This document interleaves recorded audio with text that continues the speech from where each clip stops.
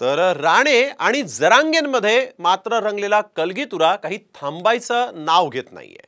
त्यातच नितेश राणेंनी जरांगेंची तुलना थेट मोहम्मद अली जिनांसोबत केली, त्यामुळे हा वाद आणखीन टोकाला गेला आणि त्यावरचाच हा एक खास रिपोर्ट पाहूया।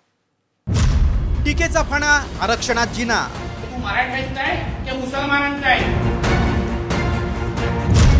जरांगे आधुनिक मोहम्मद अली जिना, हे कुठल्या तरी आता मोहम्मद अली जिन्नाच्या समर्थकाची दाढी तर नाही ना? राणे जरांगे वाद पेटला। मराठा आरक्षणासाठी मैदानात उतरलेल्या मनोज जरांगेंच्या सर्वाधिक निशाण्यावर आहेत ते उपमुख्यमंत्री देवेंद्र फडणवीस। फडणवीसांवरील टीकेला उत्तर देण्यासाठी भाजपमधले मराठा नेते आणि आमदारांची फौजच आता सज्ज झालेली आहे। यात सर्वात आघाडीवर आहेत ते राणे पिता पुत्र। राणे आणि जरांगे पाटील यांच्यातील वाद चांगलाच टोकाला गेलाय। नारायण राणेंनी थेट जरांगेंच्या कपड्यांवरून टीका केल्यानंतर आता त्यांचा मुलगा नितेश राणेंनी जरांगेंची तुलना थेट पाकिस्तानच्या मोहम्मद अली जिना यांच्याशी केली। राणे हे फडणवीसांच्या टोळीतले असल्याची टीका जरांगेंनी केली होती।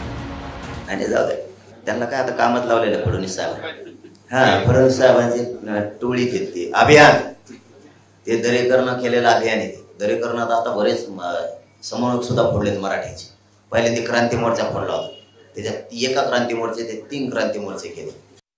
समाजासाठी जेव्हा हे गोधडीत होते ना मनोज जरांगे पाटील, तेव्हा राणे साहेबांनी मराठा समाजाला आरक्षण देऊन दाखवलेलं आहे।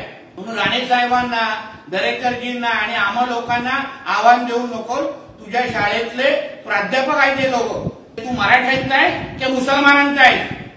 कारण आता तुझ्या दाढीवर आम्हाला संशय यायला लागलेली आहे की ही निश्चित पद्धतीने छत्रपती शिवरायांच्या मावळ्याची दाढी नाही, हे कुठल्या तरी आता मोहम्मद अली जिन्नाच्या समर्थकाची दाढी तर नाही ना?